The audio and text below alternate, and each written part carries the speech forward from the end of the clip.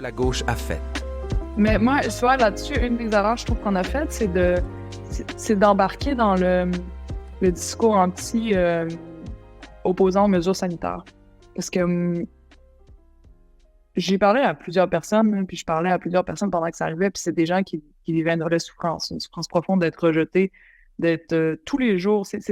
Les gens ne savent pas à quel point c'est dur, ceux qui l'ont pas vécu ne savent pas à quel point c'est dur d'être toutes les semaines dans les médias salis, que ta famille, ça se répercute sur tout ton entourage, les gens se mettent à te regarder croche, à plus rien dire quand tu parles, comme si tu venais de dire la pire des idioties, à se demander à parler de toi quand t'es pas là, tout ça, tu sais.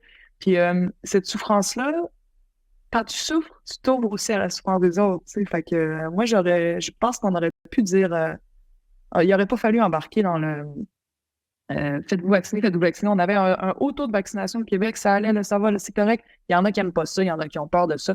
Il y en a qui font pas confiance à l'industrie pharmaceutique, puis ils n'ont pas tort, tu sais. Il y en a qui sont, ça peut être, il y en a qui font pas confiance aux médias, puis ils n'ont pas tort. Il y en a qui font pas confiance au gouvernement, puis ils n'ont pas tort non plus.